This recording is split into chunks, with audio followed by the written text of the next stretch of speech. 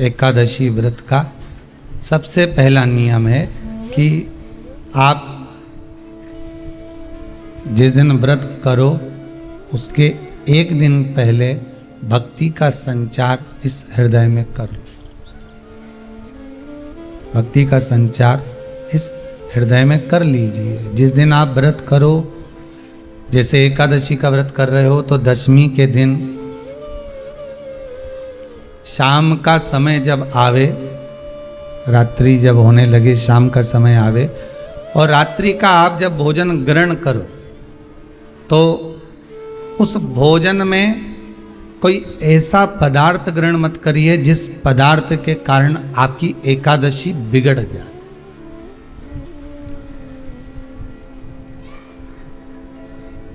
कोई बेकार भोजन हमें ग्रहण नहीं करना, श्रेष्ठ भोजन ग्रहण करिए दशमी के। और एकादशी का दूसरा नियम बहुत ध्यान से सुनिएगा। जिस दिन आपकी एकादशी का व्रत हो उस दिन प्रयास करिएगा कि अपने हाथ से किसी भी वृक्ष की कोई पत्ती टूटे ना। अपने हाथ से किसी भी वृक्ष की, पौधे की, किसी भी वृक्ष की पत्ती अपने हाथ से ना टूटे।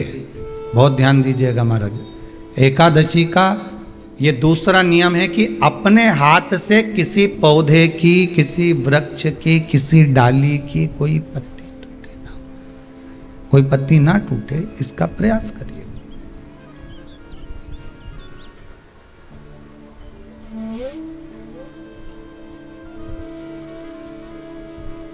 कितना सुंदर व्याख्यान कहा है, कितना सुंदर वर्णन है महाराज कि मात्र एकादशी का व्रत कर लेने पर, मात्र एकादशी का व्रत कर लेने पर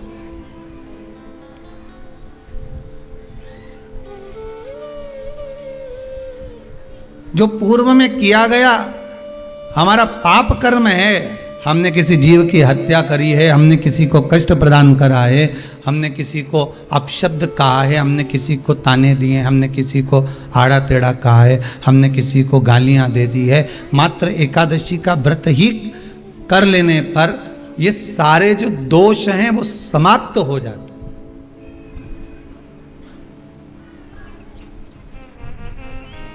सारे दोष हमारे समाप्ति पर आ जाते।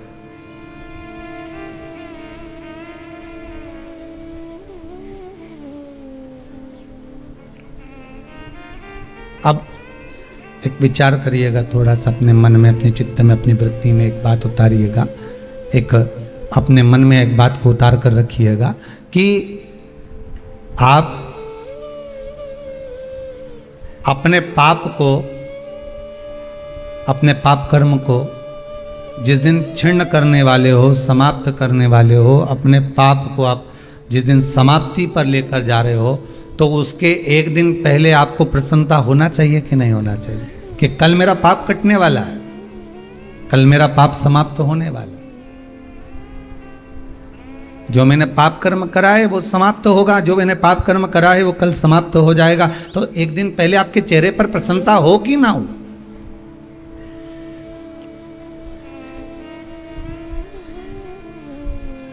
और चेहरे पर वो प्रसन्नता आपके आना चाहिए कि कल मेरा एकादशी का व्रत है, आज दशमी है, कल एकादशी का व्रत है, तो कल मेरी जब एकादशी का व्रत रहेगा तो मेरा ना जाने कितना कितना पाप, कितना असत्य, कितना झूठ, कितना प्रपंच वो समाप्त हो जाएगा। इसमें मुझे प्रसन्नता हो, इसमें मुझे आनंदता हो।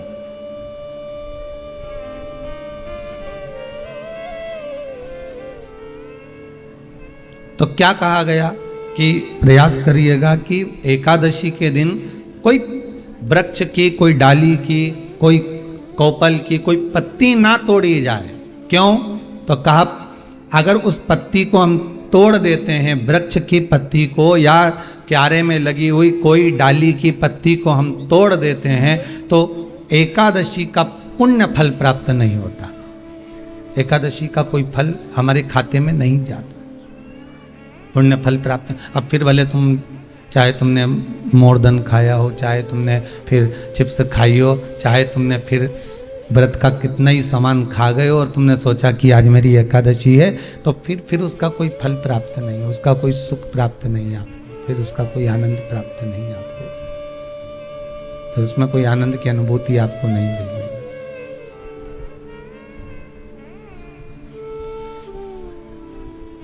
फिर उसमें कोई फल की प्राप्ति आपको नहीं हो रही। आस्था चैनल के माध्यम से जितने भी एकादशी करने वाले हैं और चतुर्थी का व्रत करने वाले हैं, बहुत ध्यान से आज की कथा सुनना कि एकादशी का आपसे आपके बच्चे पूछेंगे, मम्मी हम भगवान विष्णु का दर्शन करते हैं, हम राम जी का दर्शन करते हैं, हम कृष्ण भगवान का दर्शन करते हैं, हम भवानी माता का दर्शन करते हैं, हम शंकर जी का दर्शन करते हैं, हम सारे देवी देवताओं का दर्शन करते हैं, पर ये एकादशी माता तो कभी नजर ही नहीं आती। पूछेंगे कि नहीं पूछेंगे कि तुम जिस एकादशी का व्रत करते हो, इनका जन्म कहां से हुआ,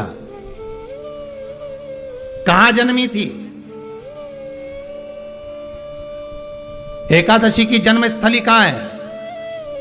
भाई भगवान कृष्ण की जन्मस्थली तो मथुरा है, श्री राम जी महाराज की जन्मस्थली बोल दो जम के अयोध्या है।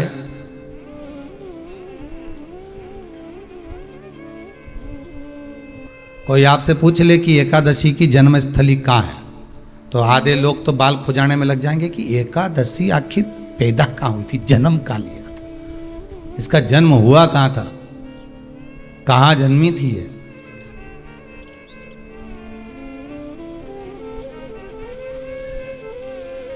इसका जन्म स्थल है कहाँ?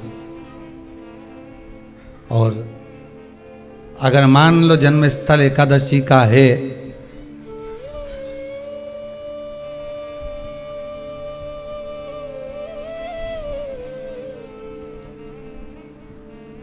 और एकादशी अगर जन्मी है, उसका जन्म हुआ है और दुनिया के लोग इतना व्रत करते हैं, उपवास करते हैं, तो फिर इसका जन्म स्थल कहां होगा? तो कहा इसका जो जन्म स्थल है वो बद्रीनाथ। कहां पर है? बद्रीनाथ। और उस बद्री विशाल में भी एक गुफा जिसका नाम है हेमवती। क्या नाम है? हेमवती। उस गुफा में एकादशी का जन्म स्थल है। बद्री विशाल में हेमवती गुफा, जो 12 योजन अंदर प्रवेश करने जितनी है, 12 योजन की गुफा के अंदर, हेमवती के अंदर एकादशी का प्रागट्य हुआ था, एकादशी का जन्म हुआ था।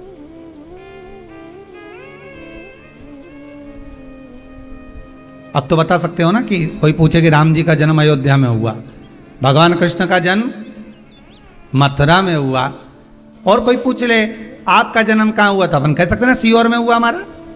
और आपसे कोई पूछे कहाँ हुए, तो कहीं इंदौर में हुए, कि देवास में हुए, कि भोपाल में हुए, कि मुंबई में हुए, कि पूना में हुए, आपका तो बता दोगे। पर बच्चे आपसे पूछ ले, मम्मी तू इतनी एकादशी का व्रत करती है, एकादशी का तू व्रत करती है और सबको करा देती है कि वल्लभ कुल की एकादशी करो, भले बकरी जैसे चरो पर एकादशी करो, और सबको एकादशी कराया, तो कोई पूछ ले कि एकादशी का जन्म कहाँ हुआ था, तो आप कह सकते हो कि बद्री विशाल में, हेमावती में, बद्री विशाल के हेमवती गुफा के अंदर जो 12 योजन की गुफा है, उस गुफा में एकादशी का जन्म हुआ है।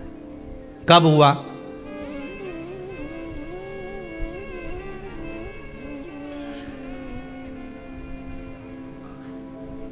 जन्म होने का कारण, राम जी के जन्म होने का कारण था रावण का संहार।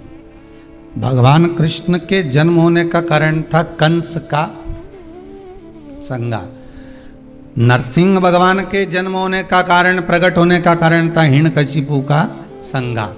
वराह भगवान के प्रकट होने का कारण था कि पृथ्वी को जल पर लाकर ठहराना, हिरण्याक्ष का संहार।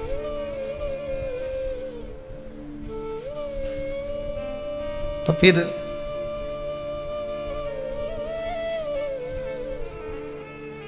इसके जन्म का कारण क्या? तो कहा इसके जन्म का केवल एक कारण है। सतयुग में, अब एक और बात का बहुत ध्यान दीजिएगा महाराज, सतयुग एक बार नहीं हुआ कि तुम सोचो कि सतयुग के बाद में द्वापर त्रेता आ गया, त्रेता के बाद द्वापर आ गया, द्वापर के बाद कलयुग आ। एक सतयुग नहीं है, एक त्रेता नहीं है, एक द्वापर नहीं है। ना जाने कितने कितने सतयुग निकल गए, ना जाने कितने कितने द्वापर त्रेता कलयुग, ना जाने कितने निकल गए।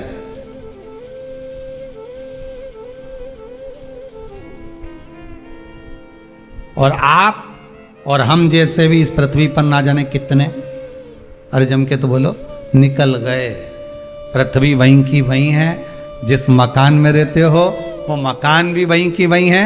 बस कभी कभी एकदम फ्लैट हो जाता है, फिर उस पर वापस बन जाता है, फिर क्लीन, फिर बन गया, फिर क्लीन, फिर बन गया। ना जाने कितने कितने कितने कितने जन्म हम ले चुके हैं, और हमारे भी आगे का जन्म कितने जन्म होते रहेंगे। जमीन वहीं की वहीं रह जाएगी और अपन चले जाए, बस वो जगह वहीं रहेगी। जो पहले परदादा जी की थी, दादाजी को मिल गई, दादाजी की थी, पिताजी को मिल गई, पिताजी की थी, उनके बेटे को मिल गई, उनके बेटे से उनको बेटों को मिल गई। मिलते मिलते मिलते मिलते कब वो जमीन भी बिक गई समय की अवस्था में, फिर दूसरे की हो गई। और हम सोच कर रह गए कि ये हमारा है, हम इसके लिए लड़ाई करें, झगड़ा करें। हम केवल इस जमीन के लिए, जरा सी प्रॉपर्टी के लिए अदालत में खड़े, अपना समय बर्बाद कर दिया, और जो पाना था वो छोड़ दिया।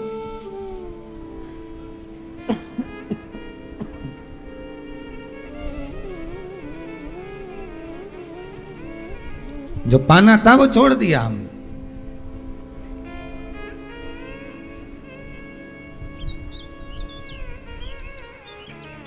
असली रजिस्ट्री तो ये शिव महापुराण की कथा है, जिसमें बैठकर आप 3 घंटा भगवान की भक्ति को जो धारण कर रहे हो, 3 घंटा जो भगवान की कथा को आप श्रवण कर रहे हो, 3 घंटा जो भगवान की भक्ति में आप डूबे हुए हो, 3 घंटा जो भगवत स्मरण में आप लगे हुए हो, बस यही असली रजिस्ट्री है, यही वहाँ काम आने वाली है। इसके सिवाय कुछ काम नहीं आएगा। धन दौलत माल खजाना सब पड़ा की पड़ा रह जाए, सब धरा की धरा।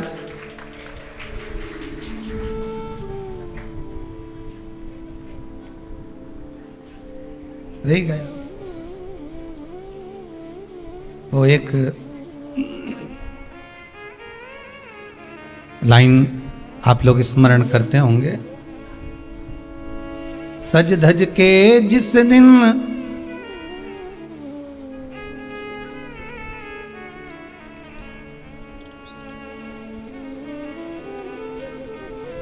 सज धज के जिस दिन मौत की शहजादी आएगी, न सोना काम आएगा न चांदी आएगी।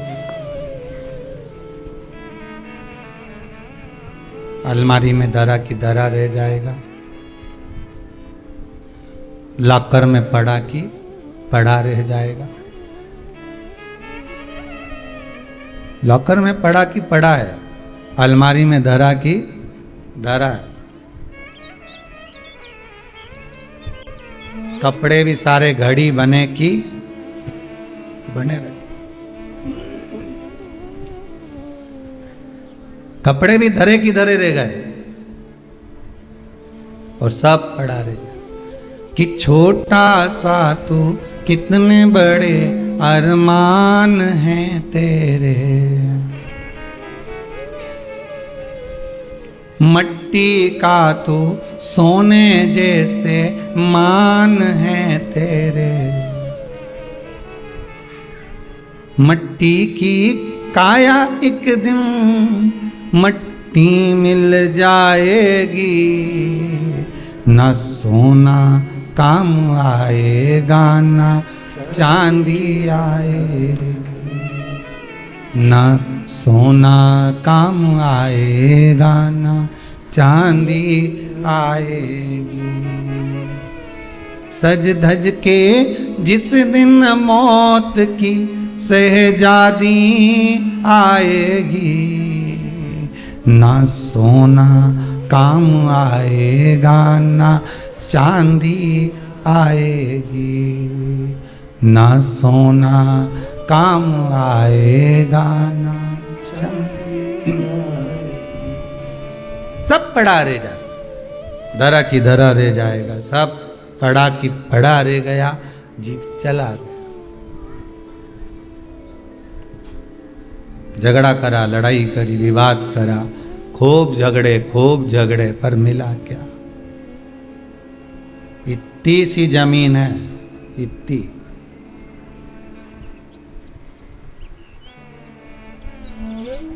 मिल भी गई,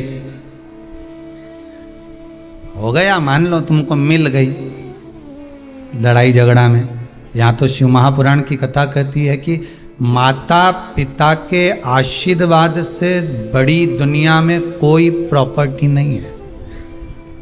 माता पिता के आशीर्वाद से बड़ी दुनिया में कोई दौलत नहीं है।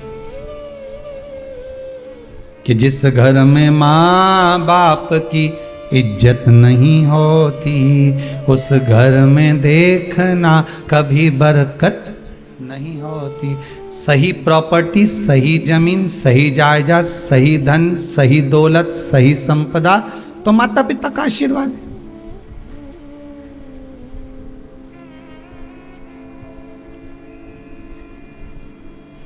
सही दौलत तो वही है, सही जायदाद तो वही है। अब प्रयास करना एकादशी के दिन कोई पत्ती ना टूटे। अगर आपको तुलसी के दल की भी जरूरत है तो आप दूसरे से कह सकते हो कि मुझे तुलसी का दल ला दे।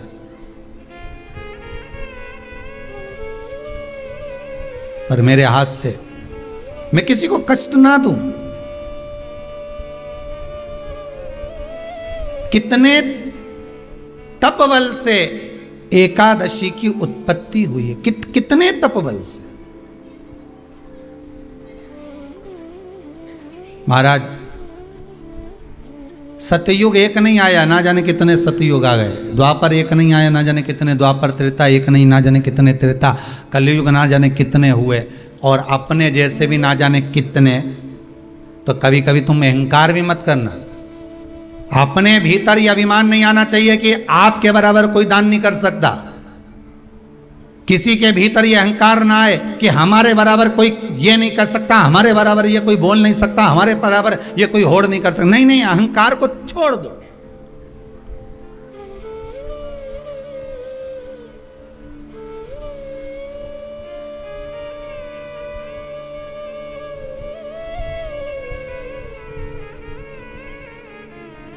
इस भारत की भूमि पर, इस भारत माता की गोद में अगर वीर भी जन्मे तो ढेर वीर जन्मे। कोई एक नहीं, कोई एक सोचे कि मेरे बराबर कोई और नहीं कर सकता। नहीं नहीं, ना जाने कितने। इस भारत माता की गोद में अगर दानी भी जन्मे तो ना जाने कितने। कोई ये ना सोचे कि मेरे बराबर कोई दान नहीं कर सकता। इस भारत माता की गोद में सुंदर भी जन्मे तो इतने। कोई ये ना कह सकता है कि मेरे बराबर कोई सुंदर नहीं है। और इस भारत माता की गोद में कलाकार भी जन्मे तो इतने। कोई ये नहीं कह सकता कि इसके बराबर कोई नहीं। इस भारत माता की गोद में कथाकार भी ढेर जन्मे। कोई ये नहीं कह सकता कि इसके बराबर कोई नहीं। भगवान ने पैदा करा। अभिमान नहीं होना चाहिए, अहंकार नहीं होना चाहिए। ना जाने कितने हों।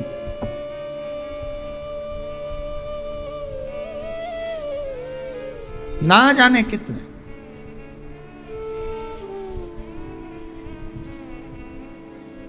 बस हो सकता है सतयुग, त्रेता, द्वापर, कलयुग भी जो अनेक हुए हैं तो हम भी अनेक होंगे। हम भी ना जाने कितने होंगे। सतयुग की कथा है। सतयुग में एक नाड़जंग नाम का एक असुर हुआ। देखिए, एकादशी के जन्म की कथा शायद आपने जिंदगी में कभी सुनी ना सुनी जीवन में, पर इस जीवन में मनुष्य की देह प्राप्त कर कर अगर आप शंकर की शिव महापुराण की कथा सुन रहे हो तो एक एक संवाद को अपने जीवन में उतार कर रखना। जिससे कई माताएं कहती है गुरुजी पहले हम ये चीज नहीं जानते थे, पर आपसे श्रवण कर कर ही तो कुछ मिलेगा। आने वाली पीढ़ी को हमको ज्ञान देना है। सियोर वाला महाराज तो 3 घंटा 2 बजे से 5 बजे तक आस्था चैनल पर, फेसबुक पर, यूट्यूब पर कथा बाज देगा। इसके बाद जवाबदारी आपकी है।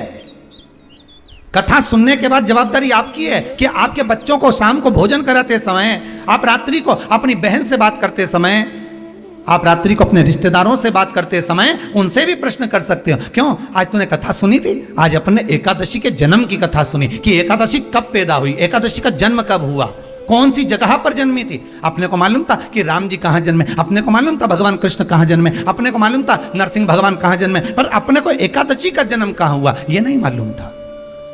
आप अपनी बहन से, अपने रिश्तेदारों से बात कर सकते हो। 3 घंटे की कथा तो आप यहां श्रवण कर लेते हो आस्था चैनल के माध्यम से, फेसबुक और यूट्यूब के माध्यम से। इसके बाद की जवाबदारी आपकी है कि इस कथा का प्रसाद आप किस किस को दे रहे हो। आप कथा का फोन लगाकर किस किस को बोल रहे हो कि 2 बजे से 5 बजे तक कथा आ रही है? सुनो, व्रत शिव महापुराण की कथा है। व्रत उपवास जो अभी तक करते आए हैं उसी को सुन रहे हैं कि अब कैसे करना चाहिए। करते तो आए पर उसको करना कैसे। कहां जन्म ले लिया तो कहा महाराज बद्रीनाथ। कब जन्मी एकादशी? एकादशी का जन्म कब हुआ तो कहा एक नाड़ा जंग नाम का सुर था, राक्षस, जिसके पुत्र का नाम था मुर। क्या नाम है? मुर। मुरदैत्य।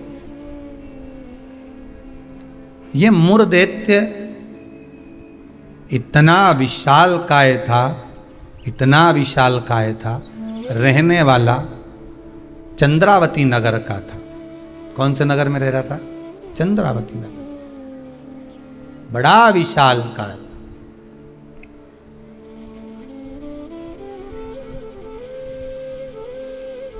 इसमें बल इतना था, इतना बल था कि एक दिन मुरदैत्य ने तप साधना कर कर, दान पुण्य कर कर, स्मरण कर कर सारा पुण्य अपने खाते में रख लिया। आपको कल कथा में कहा था, उद्यापन करना मतलब उतने व्रत का पुण्य अपने खाते में जमा कर लेना, फिर वो समाप्त नहीं हो सकता। उस पर सील ठप्पा लग गया मतलब ये प्रॉपर्टी तुम्हारी हो गई। उद्यापन करना मतलब ये इतने व्रत तुम्हारे खाते में चले गए। अब ये व्रत तुम किसी को ना तो कहीं जा सकते हैं ना छिन्न हो सकते, क्योंकि इसका तुमने उद्यापन कर दिया, उस पर सील ठप्पा लग गया, उसकी रजिस्ट्री हो गई, वो आपका हो गया।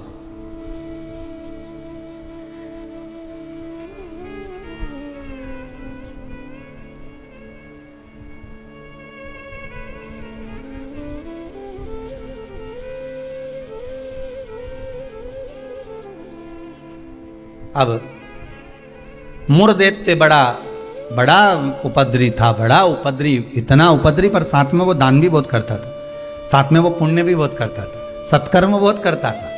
हाँ, पर ये सब कुछ करने के साथ में वो पाप भी बहुत करता था।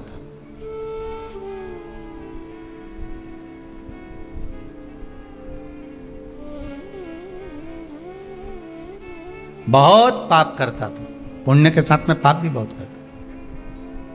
होता है व्यक्ति पुण्य के साथ में पाप कर भी देता है। शंकर जी के मंदिर में लोटा भर के पानी चढ़ाने गया और मन में विचार कर कर गया, बताओ अपने आप को कैसी इत्र आ रही है। दूसरे को देख के अपन तुरंत उसी समय पे पाप कर लिया। बताओ अपने आप को कितनी इत्र आ रही। अरे अरे वो इतरारे इतरान दे, तू तो अपना शंकर जी के जल चढ़ाने, हरि ओम बोलने, नमः शिवाय बोलने, अपने घर जा। तेरे को क्या करना कि इतरारी ने कई कर रही, वो करे करना। तुम तो शंकर जी भजो, शिव नाम जपो, शंकर का स्मरण करो और भगवान का भजन करके अपने घर जाओ बस। पर मुरदैत्य पुण्य भी करता था तो पाप बहुत करता था। इतना पाप कर्म था, इतना पाप कर्म था कि वो घबराए नहीं, बस पाप ही पाप में लिप्त हो जाए। समय आया, एक बार ये मुरदैत्य पहुंच गया अमरावती। अमरपुर भगवान वैकुंठ अधिपति के उस भवन में जहां 33 कोटि देवता सदा विराजमान रहते हैं, ऐसे सुंदर आनंद में भगवान के धामों में पहुंच गया। और जिस इंद्रलोक में जाता तो इंद्र को पकड़कर जमीन पर फेंक देता। आप बहुत अच्छे से सुनिएगा महाराज, देवता ऊपर जब युद्ध करते थे और युद्ध के मैदान से नीचे गिरते थे तो मृत्यु लोक में नहीं आते थे। कहां नहीं आते थे? मृत्यु लोक में। पर मुर दैत्य इतना बलवान था कि देवताओं को जब पकड़कर फेंकता था तो किसी लोक में नहीं जाते थे, मृत्यु लोक में ही जाते थे। अब बल देखिए कितना प्रबल होगा। कोई लोक नहीं, ऊपर से फेंका तो डायरेक्ट नीचे।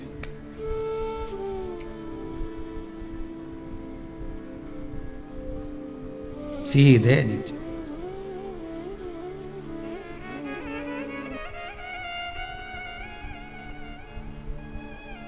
जितने लोक उतने देवता, और जितने लोक उतने देवता।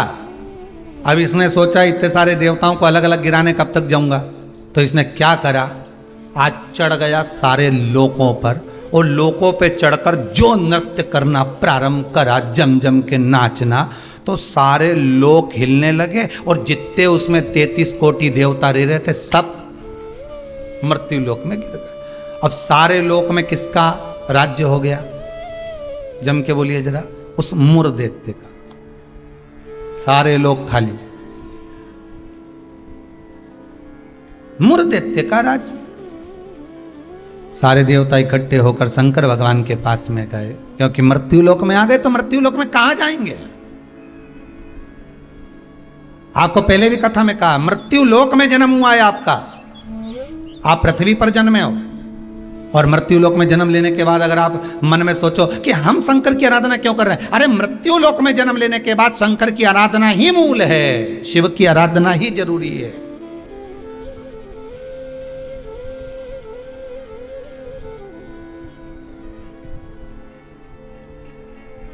कहां जाए, किससे करें?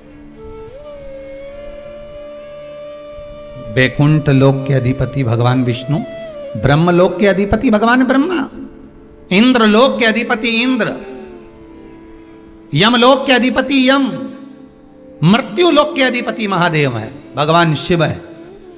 और अगर आप मृत्यु लोक में रह रहे हो तो आपके जीवन में अगर दुख है, तकलीफ है, कष्ट है, रोग है, बीमारी है, तकलीफ में हो तो शंकर की शरण में जाइए। सारे 33 कोटि देवताओं का चरित्र एकादशी के जन्म की कथा कर रही है, पद्म पुराण की कथा कर रही है, स्कंद पुराण की कथा कर रही है, शंकर की पावन कथा कर रही है कि देवता जब मृत्यु लोक में आ गए और मृत्यु लोक में आने के बाद उनको जब कष्ट हुआ, किसी देवता के पास नहीं गए, सबसे पहले शंकर जी के पास गए, क्योंकि जो करीब में होता है उसी को पुकारा जाता है। एक बहू पूना में रह रही है और एक बहू तुम्हारे साथ में रह रही है और तुम्हारा पेट दुखे या चक्कर आ रहे हैं तुमको, तो क्या पूना वाली को फोन लगा के बोलोगी बहुत चक्कर आ रहा है?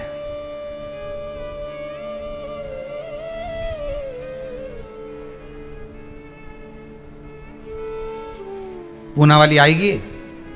अरे बोलो जम के तो बोलो। मुंबई वाली आएगी? वह इंदौर वाली जो जहां रह रही है वो नहीं आएगी। और जो जिससे कहना था उससे तो कहा नहीं, जो पास में रह रही है जरा सी देर में आवाज लगा देती, दरवाजा भड़क देती, घंटी बजा देती, चिल्ला कर बोल देती, फोन कर देती, आवाज लगा देती और कह देती बेटा जल्दी आप बहू दौड़ कर आ, दौड़ कर आ, दौड़ कर।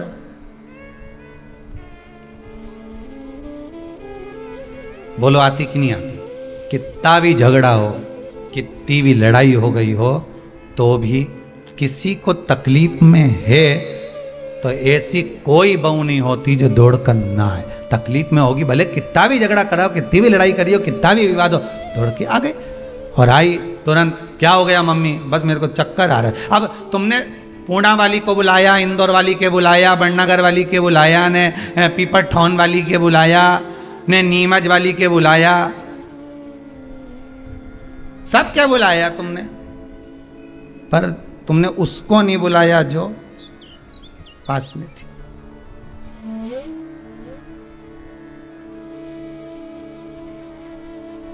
जो नजदीक में थी। मृत्यु लोक में जब देवता नीचे गिर गए तो इनके नजदीक में कौन थे? भगवान शंकर। जब शंकर भगवान नजदीक में थे तो सारे देवता शिव जी के पास दौड़ कर गए, भोलेनाथ जी के पास दौड़ कर जाकर हर हर महादेव, हर हर महादेव, हर हर महादेव। जैसे ही हर हर महादेव बोला, शंकर भगवान के नेत्र खुल गए। शिव जी ने पूछा कैसे आना हुआ ये तो बताओ। कहा महाराज जी ये वो मुर दैत्य ने हम सबको नीचे पटक दिया। अच्छा तो फिर क्या चाहते हो? बस उस मुर दैत्य का संहार कर दो। शंकर भगवान बोले मुर दैत्य का संहार मैं करूंगा?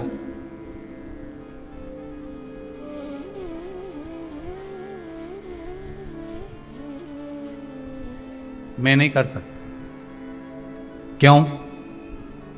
उसका संहार भगवान विष्णु करेंगे। उनसे जाओ कहो जाकर। तो भगवान विष्णु तो हमारे, हम 33 कोटि देवता नीचे नजर आ रहे, पर भगवान विष्णु कहीं नजर नहीं आ रहे। हमको तो लग गया ऊपर से पटका होगा तो वो नीचे चले गए होंगे। भगवान नहीं दिख रहे हमको, हमें नजर नहीं आ रहे, हम कहां ढूंढे उनको? ये हमारी दृष्टि है। हमारी दृष्टि से भगवान को हम देखने का प्रयास करेंगे ना, भगवान नहीं मिल सकता। भगवान को पाने के लिए भीतर की दृष्टि चाहिए, आत्मा की दृष्टि, मन की दृष्टि चाहिए। हमारी दृष्टि पे तो चश्मा लगा होता है। हाँ, ब्लैक कलर का लगा है तो ब्लैक दिखेगा, नीला लगा है तो नीला, पीला लगा है तो पीला, हरा लगा है तो हरा। उसी तरह हमारी दृष्टि पर चश्मा लगा है, कामी होगा तो कामी दिखेगा, लोभी होगा तो लोभी दिखेगा। चोर को चोर नजर आता है, साहूकार को साहूकार नजर आता है, बेईमान को बेईमान नजर आता है, ईमानदार को ईमानदार नजर आता है, धर्मात्मा को धर्मात्मा नजर आता है, पुण्यात्मा को पुण्यात्मा नजर आता है। साहूकार को साहूकार दिखेगा, ईमानदार को ईमानदार दिखेगा, ढोंगी को ढोंगी नजर आएगा, पापी को पापी नजर आएगा, कपटी को कपटी नजर आएगा। आप जैसा चश्मा लगाए होगे सामने वाला व्यक्ति वैसा नजर आएगा। आप अपनी आंखों का इलाज अच्छा करवाओ, सामने वाला व्यक्ति अपने आप ही अच्छा नजर आने लगेगा, अपने आप। हमारी सास तो हमेशा हमारा बुरा ही सोचती है। सास बुरा नहीं सोचती, चश्मा गड़बड़ हो गया। समझ गए? अरे बोलो तो, समझ गए ना? चश्मा गड़बड़ हो गया मतलब दृष्टि गड़बड़ हो गई। हमने देखा हमारी सास हमारा बुरा सोचती है, मतलब बुरे हम हैं, हम सोच रहे हैं बुरे। अगर अच्छा सोचते तो कह देते हाँ है तो सास ना, इन्होंने मेरे पति को जन्म दिया है। और मेरे पति को जन्म दिया, जब पति इतना प्रेम से मेरे से व्यवहार करे तो सास क्यों व्यवहार खराब करेगी? अरे बोलो तो, करेगी। जब पति तेरे लिए जेब में भर के गजक लाए, कुरकुरा लिया है, चिप्स लिया है, तब तूने एक बार भी नहीं किया कि बताओ मेरा क्या जो, तो कहे पति अच्छा है पर सास बुरी। नहीं नहीं, दृष्टि हमारी बुरी है, उसमें हमें सामने वाला व्यक्ति गलत नजर आ रहा है। हम अच्छा देखना प्रारंभ कर देंगे ना तो हमको अच्छा मिलने लगेगा। बुरा जो देखन में चला और बुरा न मिलया कोई। कौन मिला फिर बुरा?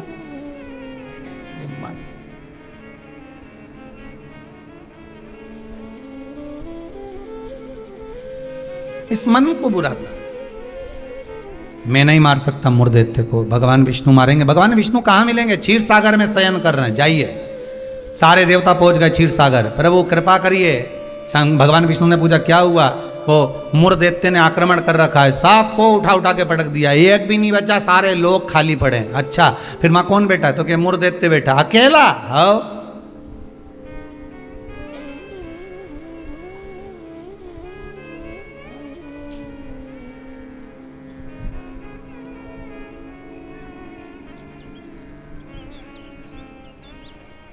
वो अकेला बैठा। हाँ, भगवान विष्णु बोले आप चिंता मत करो, चलो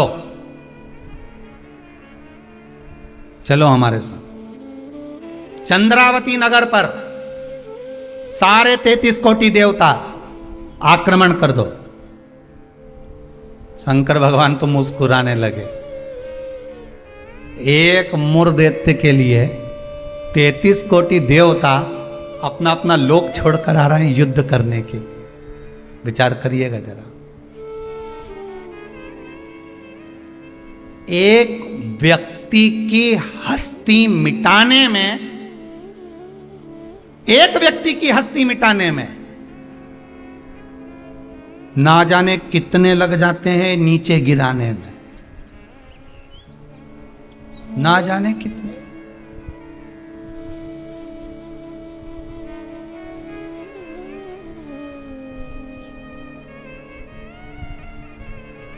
जब व्यक्ति मर जाता है तो दुनिया के लोग रोते हैं, बेचारा मर गया। और जो मर गया उसको वापिस जिंदा कर दे भगवान तो फिर खो जाते हैं, फिर उठ गया, वापिस उठ गया। फिर ना जाने कितना मेहनत करेगा, कितना कमाएगा, ना जाने कितनी बिल्डिंग बना लेगा, ना जाने कितना धन जोड़ लेगा, खो गए।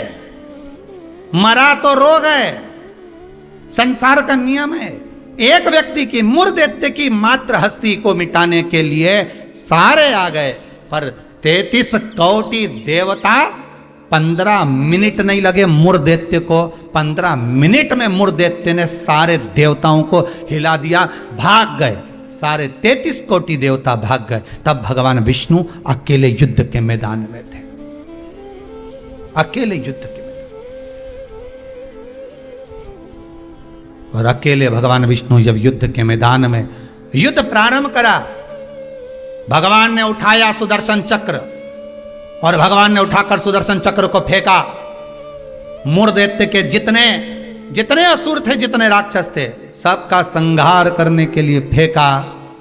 फेंक तो दिया, सारे जितने असुर थे वो मर भी गए, पर मूर्धदेवते इतना प्रबल था कि उसने एक फूंक मारी, सबको जीवित कर दिया। भगवान विष्णु आश्चर्य में पड़ गए, गजब गजब। ये एकादशी के जन्म की कथा है।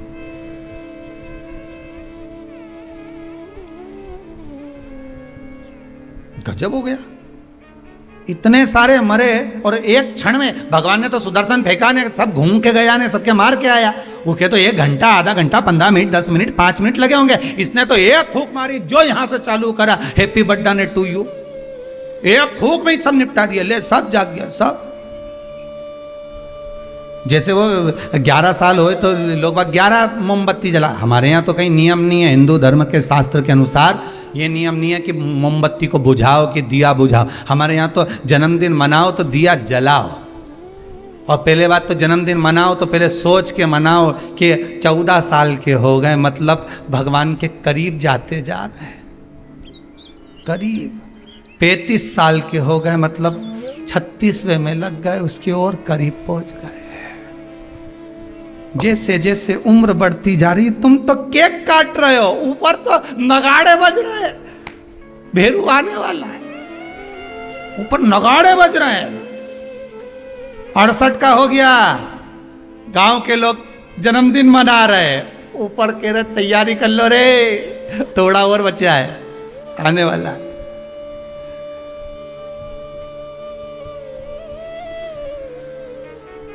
कई लोग पूछते हैं तो गुरुजी क्या हम जन्मदिन नहीं मनाए? हमने कहा मनाओ। तो आप तो ऐसा बोलते हैं। हमने कहा जन्मदिन मनाना मतलब हम तो समझ जाते हैं कि ये जन्मदिन इसलिए मना रहे हो क्योंकि तुम्हें खुशी है भगवान के पास जाने की, इसलिए मना रहे हो कि अब हम भगवान की ओर करीब हो गए, हम और करीब हो गए, हम और करीब हो गए। अरे जन्मदिन आता जाए तो विचार करते जाओ कितने साल निकल गए। ना राम नाम लीनो ओ तूने भरी जवानी में, तो डूब के मर जा रे चुल्लू भर पानी में। अरे काय जन्मदिन मनाओ तो विचार करिए कि हमारा जन्मदिन हम क्यों मना रहे हैं, किस लिए मना रहे हैं, कहाँ जा रहा है, हमारा समय निकले चले जा रहा है। ना राम गाए, ना कृष्ण गाए, ना शंकर का स्मरण करा, यूं ही गवा दिया। और बच्चा कुचा था तो जन्मदिन आदि रात को मेन रोड पे गाड़ी को खड़ा करके बोनट पे केक रख के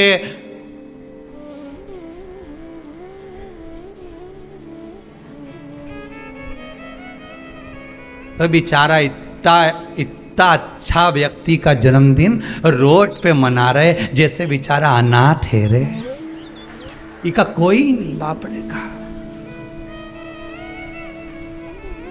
उसके घर में उसकी मम्मी है, उसके घर में उसके पिताजी हैं, उसके घर में उसका भाई है, उसके घर में पूरा परिवार है, और जन्मदिन कहां मना रहा है? रोड पे। हैप्पी बर्थडे टू यू, क्योंकि अनाथ है तो जन्मदिन रोड पे मन रहा है।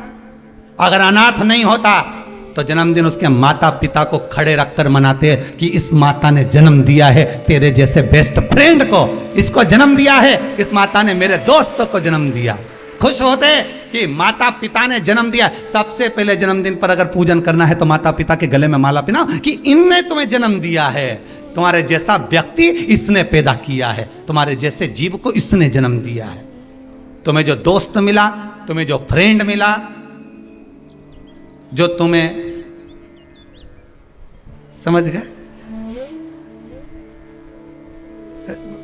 भेरू के भेरवी ने भेरवी के भेरू मिल गया। तो जिसने जन्मदिन की खुशी उनके सामने मना।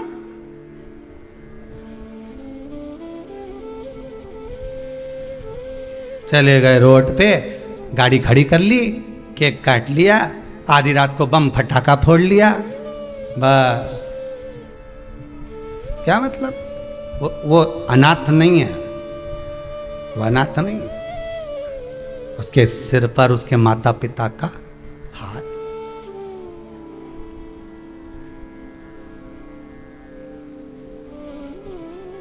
ने एक फूंक मारी केक की, सारी मोमबत्ती बुझा दी, और इस मुर्देत्य ने एक फूंक मारी ने जितना गिरा पड़ा था नहीं सबके जगा दिया एक ही में।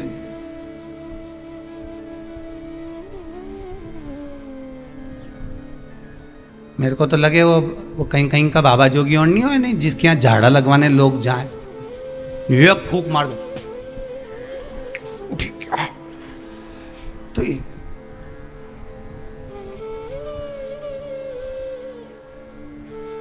देखा, एक फूंक में उठ गया।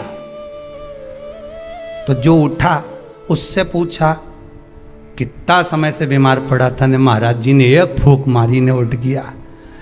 वो बोला फूंक से उठा नहीं हूं, महाराज जी के मुंडा में ऐसी बदबू आई रही थी, एक बार में ठीक किया। इसलिए भगा, ये दूसरी मार देगा फूंक तो निपटी जाऊंगा, तो मैं जाऊंगा। और क्या कह गया महाराज जी के कान में, कहीं पायरिया की कहीं बीमारी में मरी तो नहीं मुंडा में? ये फूंक में छूट।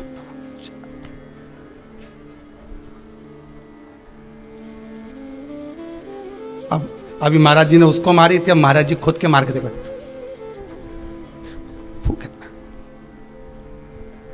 मुर्देत्य ने जो फूक मारी ने सब पड़िया ने सब उठी किया एक साथ, सारा की सारा उठ के बैठ गया। अब तो भगवान भी सोचे क्या करें।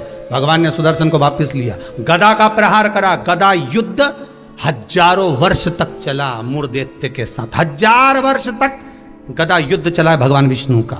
गदा युद्ध में जब भगवान विष्णु हार गए तब मल्लाह युद्ध प्रारंभ हुआ।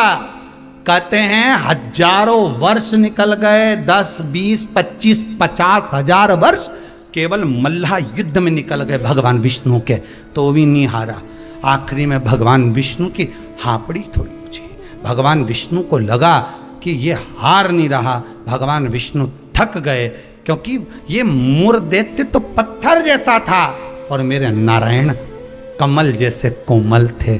भगवान एक जगह जाकर बैठे। लक्ष्मी जी ने, पद्मावती जी ने, माता लक्ष्मी ने जाकर पूछा, नाथ हुआ क्या है? भगवान कह रहे हैं मैं थक चुका हूं, हजारों वर्ष से युद्ध लड़ रहा हूं पर तुम ये हारता नहीं है। तब लक्ष्मी मैं आता हूं तो रुक।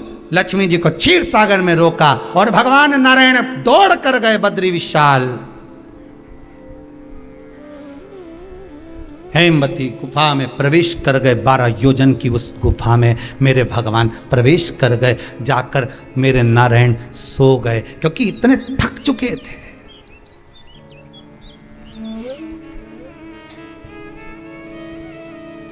इतने थक गए थे और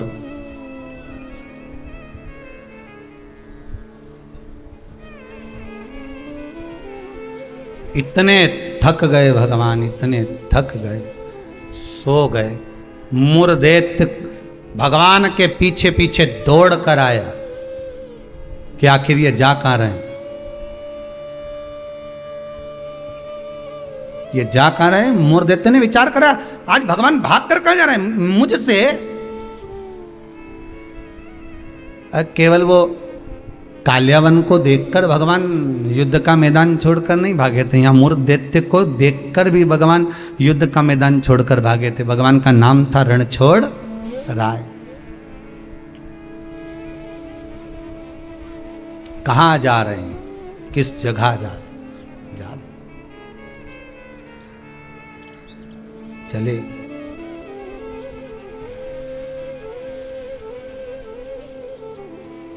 गुफा में मूर्धेत्य ढूंढते ढूंढते उस हेमवती गुफा के अंदर प्रवेश करने लगा।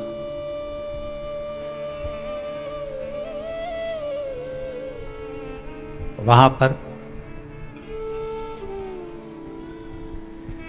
हेमवती गुफा में जैसे ही प्रवेश करा, उस समय पर पाप पुरुष, कौन सा पुरुष है? पाप। व्यक्ति का जो पाप होता है, जब वो पुण्य वाली जगह पर जाता है, सत्कर्म वाली जगह पर जाता है, तो उसका जो पाप पुरुष है, उसका जो पाप है, वो उसके सामने आकर खड़ा हो जाता है। बहुत ध्यान देना। क्यों कहते हैं कि मंदिर जाओ, क्यों कहते हैं तीर्थ जाओ, क्यों कहते हैं सत्संग में जाओ, क्यों कहते हैं कथा स्मरण में बैठ जाओ, क्यों कहते हैं? हमारा जो पाप है वो हमसे, जैसे ही हम तीर्थ गए, जैसे ही हम भजन में गए, जैसे ही हम कथा में गए, जैसे ही हम कीर्तन में गए, जैसे ही हम स्मरण में गए, जैसे ही भगवान की भक्ति में हम पहुंचे, हमारा पाप जो हमारे सम्मुख में था, हमारे साथ में था, वो पाप हमसे दूर हो जाता है। और मूर्धेत्य के सामने वही पाप पुरुष आकर खड़ा हो गया। अंदर प्रवेश कर रहे थे मूर्धेत्य, पाप पुरुष ने रोक दिया। कहां जा रहे हो तुम? तुम्हें मालूम नहीं तुम कहां प्रवेश कर रहे हो? तुम्हें ज्ञात नहीं है क्या? ज्ञात है। मैं भगवान विष्णु को ढूंढने जा रहा हूं, उनके साथ मेरा युद्ध हो रहा था। अच्छा, मैं भगवान विष्णु को ढूंढने जा रहा हूं क्योंकि उनके साथ मेरा युद्ध हो रहा था। पाप पुरुष ने रोक दिया, अंदर नहीं जा सकते क्योंकि अंदर पुण्य है, आप रुको वहीं पर। रोक दिया। जब मूर्धेत्य ने पाप पुरुष को हटाया और अंदर प्रवेश करने लगा, 11 दिन तक, एकादशी दिन तक, 11 दिन तक पाप पुरुष और मूर्धेत्य दोनों की बात संवाद हुई है। पाप सामने है, मूर्धेत्य प्रवेश कर रहा है, बीच में पाप अड़ा पड़ा है। और वहीं बस उस 11 दिन में क्या हुआ कि 11 दिन में भगवान विष्णु के शरीर से एक स्त्री ने जन्म ले लिया। एक कन्या ने, एक स्त्री ने, एक नारी प्रकट हो गई। नारी प्रकट, मार्गशीर्ष मास कृष्ण पक्ष एकादशी के जन्मदिन की तारीख बता रहा है। जैसे भादो कृष्ण अष्टमी, किसका जन्म है? भगवान कृष्ण का। चैत्र की नवमी, बोलते जाओ, राम जी का। कोई आपसे पूछे कि एकादशी का जन्म कब हुआ था? मार्गशीर्ष मास की सुंदर कृष्ण पक्ष की एकादशी के दिन, जब 11वां दिन था भगवान को सोते हुए, तब भगवान के शरीर से एक कन्या ने, एक स्त्री ने जन्म लिया। 11वें दिन जन्मी, इसलिए भगवान आगे इसका नामकरण संस्कार करेंगे, उसका नाम एकादशी रखेंगे।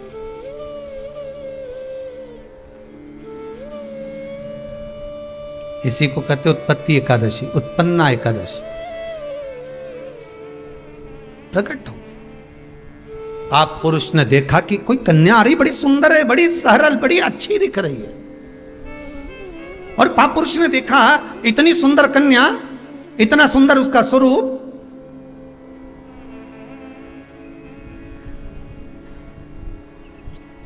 कईयों के मन में बड़ा प्रश्न होता है महाराज जी, कई माताएं बहुत प्रश्न करती हैं, कहती हैं गुरुजी क्या एकादशी का व्रत केवल वेदव्य नारी करती है? क्या एकादशी का व्रत केवल संत करते हैं, साधु करते हैं? नहीं नहीं, एकादशी का व्रत तो जन्म लिया बच्चे से लेकर मृत्यु के घाट पर पड़ा हुआ व्यक्ति भी एकादशी का व्रत कर सकता है। अपनी एकादशी स्वयं करो, मरने के बाद दूसरे लोग एकादशी दें, उससे अच्छा है कि अपना अकाउंट में खुद जमा करते चलो। तो बुरे वक्त में थोड़ा बहुत कहीं ना कहीं अपने का यमदूत आ गया, यमराज आ गया और उसने कहा लाओ एकादशी दो। अब तुम तो इंतजार में बैठी कि अभी बारवा तो हम दो, तो क्या बारवा के कहीं करेगी? तो क्या बारवा के हमारा छोरा उन्हें एकादशी देगा? तुम खड़े रहो। अब वो 10 दिन तक तो इंतजार करा। गरुड़ पुराण में लिखा है जीवात्मा के जब प्राण छूटते हैं, किसी के प्राण छूटे, प्राण छूटने के 10 दिन तक जीवात्मा घर की अटारी पर रहती है। अब 10 दिन के बाद तो जाएगी। अब तुम तो कह रही अभी रुक जाओ रे, अभी कहाँ जा रहे हो? अभी एकादशी मेरे को मिलेगी, हमारा छोरा देगा, बहू देगी, बड़ी बहू देगी, छोरा देगा, पोता देगा, पोती देगी, नाती देगा, पंती देगा। और पंडित जी जब बैठे संकल्प दिलाया, बोलो तुम्हारे दादाजी के कितनी एकादशी दोगा? तो क्या हमने 5 दी, कोई के हम 14 दी, कोई के हम 10 दी, कोई के हम 3 दी, कोई के हम 2 दे दिए। तो कहीं दादाजी कहीं भिखारी था? ये दादाजी की कथा नहीं, अपनी कथा। अपन क्या भिखारी है जो दूसरे की एकादशी लेकर जाएंगे?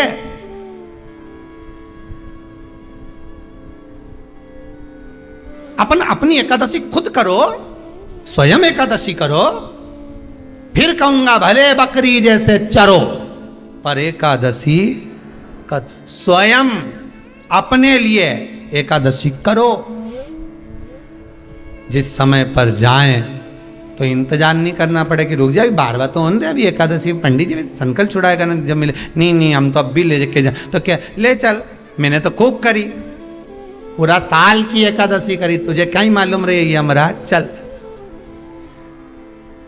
चल मुझे ले चल। और एकादशी की मृत्यु दीजे द्वादशी को दान, और वृंदावन की लकड़ी दीजे दीजे दोनों हाथ, मारा द्वारिकारा नाथ, मारा 4 भुजारा नाथ। एकादशी की मृत्यु दीजे द्वादशी को दाग, वृंदावन की लकड़ी दीजे दीजे दोनों। ऐसी कृपा प्रभु। एक सुंदर जो स्त्री का जन्म हुआ, जो कन्या का जन्म हुआ, जो एक सुंदर स्त्री जो जन्मी है, भगवान विश्राम जो कर रहा है, सो रहे हैं।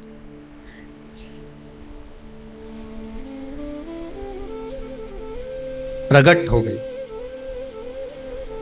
एकादशी का जन्म मार्गशीर्ष मास कृष्ण पक्ष एकादशी उत्पन्ना, उत्पत्ति एकादशी प्रकट हुई। पाप पुरुष एकादशी को देखा, भाग गए।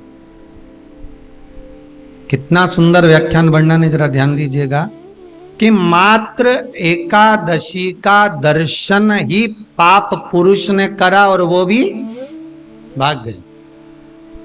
घर में अगर कोई एक व्यक्ति एकादशी का व्रत करता है तो उसके घर में पाप प्रवेश नहीं करता। ये देखिए कितना सुंदर व्याख्या।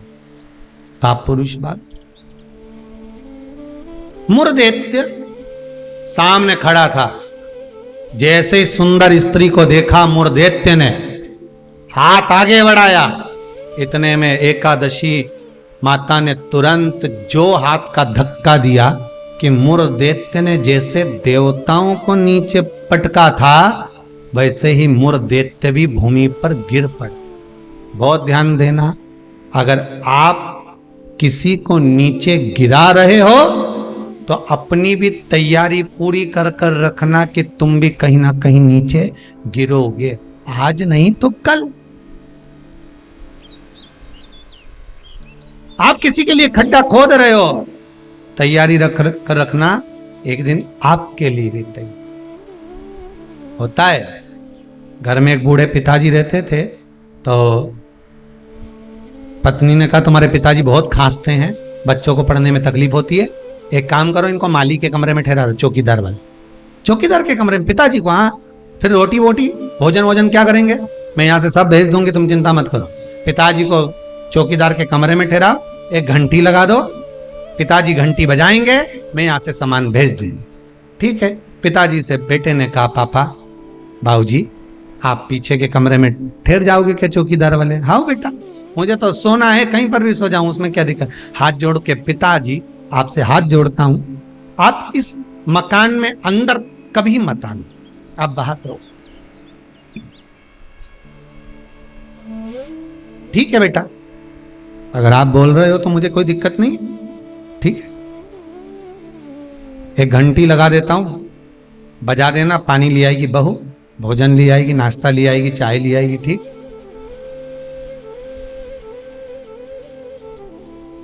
घंटी लगा दी, पिताजी घंटी बजाते, बहू सामान भेज देती। एक दिन पिताजी ने घंटी नहीं बजाई, बेटे ने कसम दी थी अंदर मत आना मकान। बेटा शाम को आया, पत्नी से पूछा क्यों? पिताजी को चाय भोजन नाश्ता वगैरह दिया? पिताजी ने घंटी नहीं बजाई, हो सकता उनके पास रखा होगा। बेटा शाम के समय पिता के कक्ष में जाकर देखता है पिता पलंग से जमीन पर पड़े हुए थे। पूछा, जल का छींटा दिया, बेहोशी में पिता थे, उठे, क्या हो गया पिताजी? पिताजी बोले, प्यास लगी। पानी नहीं पिया क्या आपने? भोजन नहीं किया? नहीं, मैंने खूब घंटी बजाई पर कोई सामान लेकर नहीं आया। बेटे ने घंटी बजाकर देखी तो घंटी नहीं बज रही थी। पिताजी घंटी तो बज नहीं रही है। पिताजी बोले, मुझे लगता है घंटी के तार को ऊंदरा ने कतर दिया होगा, चूहे ने कतर दिया होगा, इसलिए घंटी नहीं बज रही हो। बहू का दोष नहीं है बेटा। बेटा बाप को पानी पिलाता, इतने में बाप चला गया, मर गया, प्राण छूट गए, अंतिम संस्कार हो गया, 10 दिन पूर्ण हो गए, सफाई होने लगी। घर में 2 बच्चे थे छोटे छोटे, जब माँ सफाई कर रही थी तो घर के दोनों बच्चे ने, एक ने तार को घड़ी बनाया, जेब में रखा, एक ने घंटी को अपनी जेब में रखा। माँ ने पूछ लिया, क्या कर रहे हो? बच्चे चिल्ला कर दौड़े, घंटी जेब में रख रहे हैं। क्यों? जैसे आपने दादाजी के लिए घंटी लगाई थी, आपकी बहू आपके लिए लगाएगी, उसकी तैयारी कर रहे हैं। ये उसकी तैयारी है, जैसा करोगे वैसा भरोगे। किसी के ऊपर उंगली उठाओगे, ये बाकी की उंगलियां आपकी साइड जाएगी, एक दिन आप पर भी उंगली उठाई जाएगी। कि किसी के लिए अपयश करोगे, एक दिन अपयश आपको भोगना पड़ेगा। किसी के लिए आप शब्द बोलोगे, वो शब्द आपको भी झेलना पड़ेगा। किसी के लिए बुरा करोगे, बुरा आपको भी झेलना पड़ेगा। मत बुरे कर्म कर बंदे, वरना पछताएगा। भगवान की आंखों से तू बच नहीं पाएगा, तू बच नहीं। कब तक बचो? किसी कपटी के साथ कपट करोगे ना, चल जाएगा, पर किसी भोले के साथ, सीधे के साथ, जिसने आपके साथ पूर्ण विश्वास करा, उसके साथ अगर कपट कर गए तो जिंदगी नरक जैसी जाए। नरक से बहुला है कोई घर में, आपके परिवार में कोई सीधा है, बहुला है, बहुत सरल है, किसी के बीच में नहीं बोलता, उसके साथ अगर आप कपट करोगे तो आपको रोना तो बहुत पड़ेगा सर, बिलकना तो पड़ेगा बहुत। अब एकादशी ने धक्का दिया, नीचे गिर गया। कहते हैं 1 वर्ष लग गया था उस मूर दैत्य को उठने में, जो धक्का एकादशी ने मारा था। कई एकादशी ऐसी रे, एक धक्का जो मारे नहीं तो अच्छा निपटी जाए। पाप कपट छल बेईमानी प्रपंच, ये तो उठे ही नहीं दादा एकादशी के दिन। ये सब दुबक के बैठे, आज एकादशी है, अपने बोलना ही नहीं। ऐसे हर एकादशी पे एकादशी आ जाए तो तुम काय बोले उससे?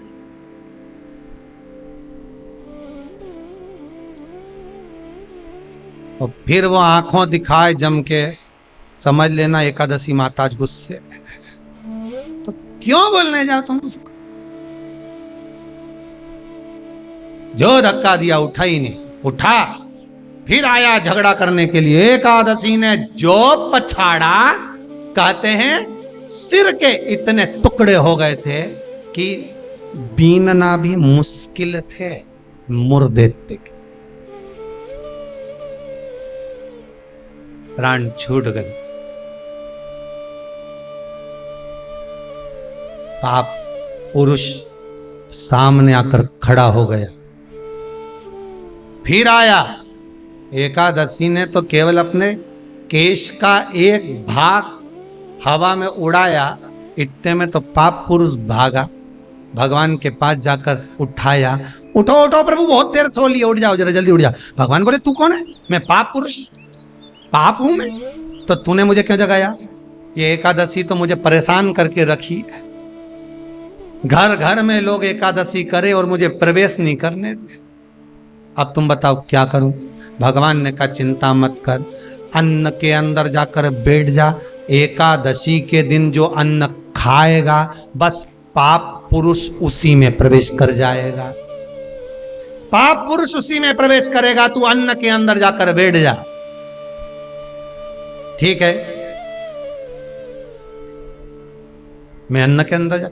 भगवान के नेत्र खुले, एकादशी को देखा, इतनी सुंदर एकादशी थी साहब। इसलिए शास्त्र कहता है कि जितनी एकादशी होती है 26 की 26 एकादशी का अगर आप वर्णन करेंगे, 26 की 26 एकादशी का यदि आप स्मरण करेंगे, तो एक एक एकादशी का अगर नाम स्मरण करें तो कितना कितना सुंदर। चैत्र के महीने में 2 एकादशी, कामदा पाप मोचन, बैसाख में 2 वरुथनी मोहिनी, ज्येष्ठ महीना अपरा निर्जला, आषाढ़ योगनी देवशवनी, श्रावण महीने की कामिका पुत्रदायिनी, भादो महीने की अजा परिवर्तनी, अश्विनी महीने की इंद्रा पापकुशा, कार्तिक महीने की रमा प्रबोधनी, मार्गशीर्ष मास की उत्पन्ना और मोक्षदा, पौष महीने की सफला और पुत्रदा,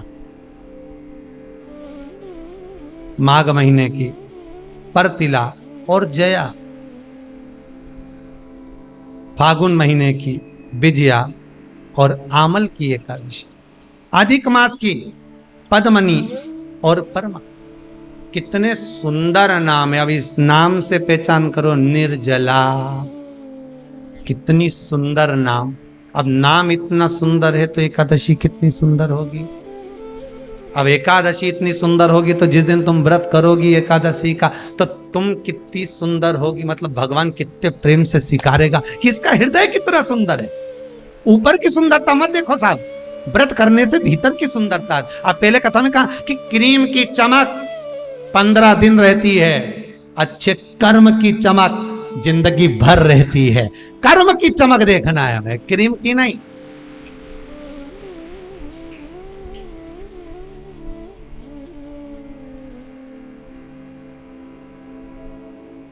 ये क्रीम वालों पे तो केस लगा देना चाहिए कि हम इतने काले थे अभी तक गोरे नहीं हुए।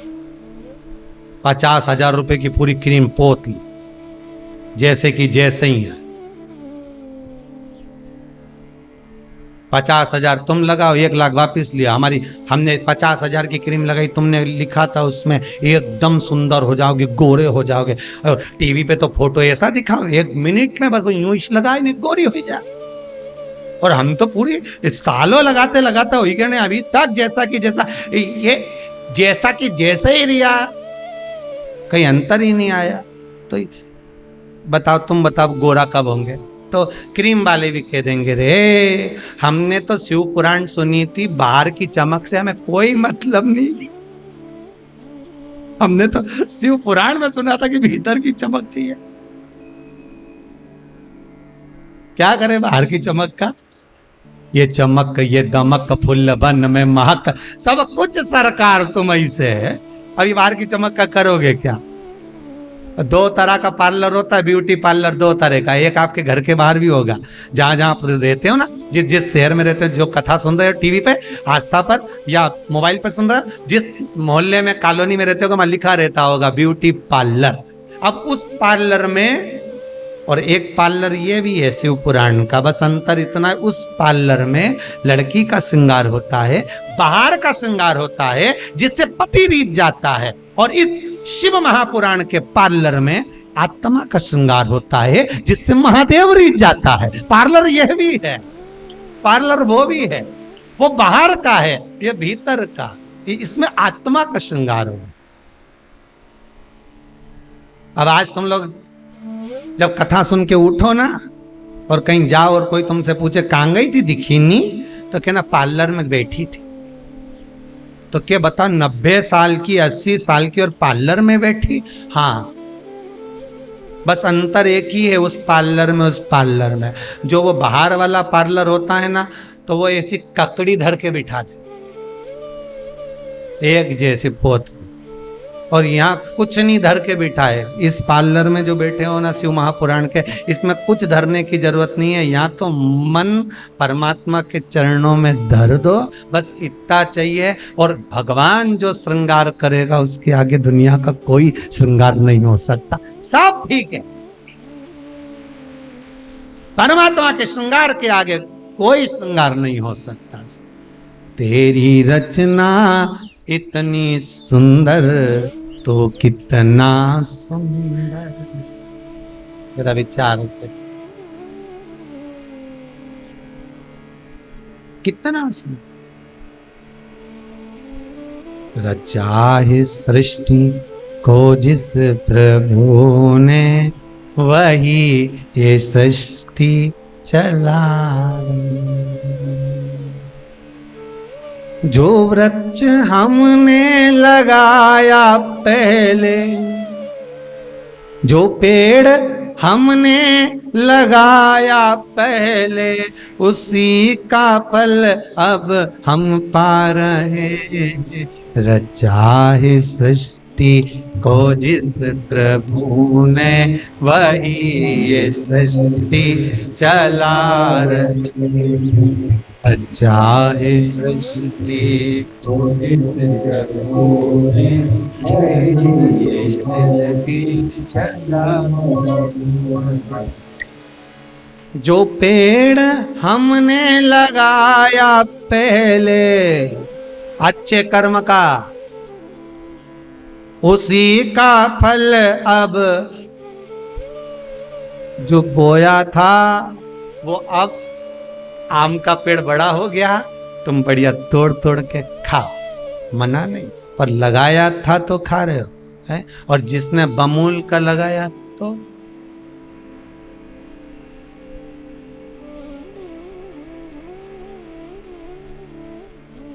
जो पेड़ हमने लगाया पहले और कांटा चुभ गया, उसी का फल अब हम पा रहे हैं। रचा है सृष्टि को जिस प्रभु ने, वही है सृष्टि चला। ये उसी का कितना लेवल मिलाता है, देखो तो सही। लोग कह रहे थे जनसंख्या बढ़ गई, जनसंख्या बढ़ गई। भगवान ने कहा चिंता मत करो, 2 लहर में सब बराबर, काहे का टेंशन लेते हो। और अभी तो तीसरी की तैयारी चल रही है, तुम्हारा क्या विचार है रे? जितने कथा सुन रहे हो टीवी पर, विचार है आएगी? क्यों नहीं आएगी? क्योंकि शंकर जी की कथा लगातार चल रही है, नॉन स्टॉप, तो वो भी रुकी हुई है। भगवान भी इंतजार में बैठा है। उसके यहाँ का लेवल का मत देखो, वो तो कुछ भी कर सकता है। उसकी तो कंपनियां ऐसी जोरदार है, 2 मिनट में साफ, उसका कोई भरोसा नहीं दादा वो। और चिंता मत करना बिल्कुल भी, अगर कहीं तकलीफ आ भी जाए नहीं तो कह देना तो मुझे जाने नहीं है कहीं।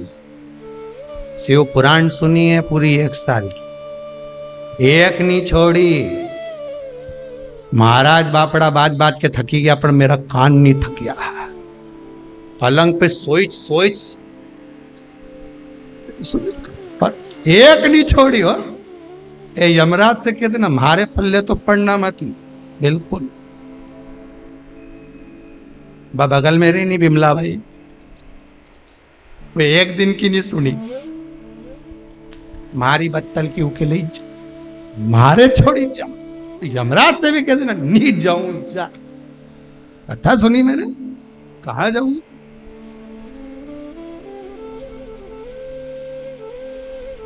अब कहां जाए? जो पछाड़ा, एकादशी ने जो पछाड़ा और मुर देते मरा, मुर देते तो मर गया, समाप्त तो हो गया। वो जो 11वें दिन जन्मी थी, उसने हाथ जोड़कर निवेदन करा नारायण से। नारायण ने पूछा तुम कौन हो, इतनी सुंदर हो तुम, इतनी सुंदर कौन हो तुम? आखिर कौन हो तुम, इतनी सुंदर कौन हो? कहा महाराज भगवान विष्णु से कह रही है मैं आपके शरीर से प्रकट हुई हूं, 11 दिन तक आप विश्राम करें, आपका हृदय, आपका चित्त, आपकी वृत्ति से मैं प्रगति हूं। भगवान ने कहा तू 11वें दिन जन्मी है, मैं तुझे एकादशी नाम देता हूं, मांग तुझे क्या चाहिए, मांग ले तुझे क्या चाहिए, क्योंकि तूने मुर दैत्य को मारा है जो कोई देवता नहीं मारता। बोल तुझे क्या? सारे देवता जहां हार गए थे वहां तू प्रकट होकर तूने संहार, मांग तुझे क्या चाहिए? एकादशी ने भगवान विष्णु से कहा नाथ प्रभु वर दे दो, मृत्यु लोक में जो मनुष्य मेरा व्रत करेगा, चाहे जलचर, थलचर, वायुचर या सांसारिक मनुष्य, मेरा अगर एकादशी का व्रत करेगा प्रभु, उसके यहां धन धान्य वैभव सुख संपदा बढ़ेगी और उस जीवात्मा को नरक नहीं भोगना पड़ेगा, सीधे बैकुंठ का उसको वास मिलेगा। जब जीव आत्मा को लेकर चला जाएगा, यम के दूत जब बंदी बनाकर ले जा रहे होंगे उस जीवात्मा को जिसके प्राण छूटे होंगे, यम के दूत जब बंदी बनाकर ले जा रहे होंगे, तब मुझे वर दो कि मैं इसका हाथ पकड़कर बेतरनी से पार उतार कर सारे नरकों से निकालती हुई आपके धाम में लेकर आऊं। भगवान ने वर दे दिया, तथास्तु। हे एकादशी सुनो, मृत्यु लोक का मनुष्य अन्न का त्याग कर कर, क्योंकि अन्न में एकादशी के दिन पाप पुरुष रहता है, अन्न का त्याग कर कर एकादशी के दिन जो मनुष्य तुम्हारा व्रत धारण करेगा, उस व्रत को करेगा और उस व्रत को धारण करेगा, उसकी मनोकामना पूर्ण होकर वो मेरे ही धाम को जाएगा। ये तो हुआ एकादशी के जन्म की कथा। तो अब तुमसे कोई पूछे तो बता देना एकादशी का जन्म कहाँ हुआ था, एकादशी का जन्म किस गुफा में हुआ था, एकादशी का जन्म कौन से महीने में हुआ था, एकादशी का जन्म कौन सी एकादशी को हुआ था। ये सब वर्णन आज की कथा में अपन ने श्रवण करा। एकादशी का बहुत सारा चरित्र रह गया है। एकादशी के 18 नियम है। कितने नियम है? 18। उसमें से 2 नियम बताए थे आपको पत्ती टूटने तक का। कितने रहेगा भैया? 16 नियम कल की कथा में लेंगे। चतुर्थी की कथा भी रह गई, वो भी कल की कथा में लेकर आगे प्रवेश करेंगे। आज की कथा को यहीं विराम की ओर लेते हैं। बड़े भाव से, आनंद से, बहुत सुंदर व्रत शिव महापुराण की कथा चल रही है। आपके जीवन को सार्थक करे। सबको प्रसाद के रूप में बांटो, घर घर फोन कर दो, सारे घरों में फोन लगा दो, मैसेज कर दो या कथा की लिंक भेज दो कि ये कथा आ रही है व्रत शिव महापुराण की, सुने बिगर मत रहना। मालूम पड़ेगा कि हम इतने साल से एकादशी कर रहे हैं, उसका जन्म कब हुआ है, क्यों आई वो, किसको मारा उसने, क्या कारण था कि अन्न नहीं खाते। ये सारा चरित्र सुनते सुनते कल कथा में और प्रवेश करेंगे। 16 नियम रह गए हैं, 18 में से 2 वर्णन करें। 16 नियमों को और आगे सुनेंगे और उसको सुनते हुए चतुर्थी के व्रत का क्या विधान है उसमें प्रवेश करेंगे कि चतुर्थी के व्रत में जो आखा दाना रखा जाता है उसका महत्व क्या होता है, चतुर्थी के व्रत में जो कलश में पानी भरा जाता है उसका महत्व क्या होता है, चतुर्थी के व्रत में क्यों चूरमा बनाया जाता है उसका नियम क्या होता है, तो उसका सारा व्याख्यान कल की कथा मिलेंगे। आज की कथा को यहाँ विराम देते हैं। हर हर महा हर हर महादेव हर हर महा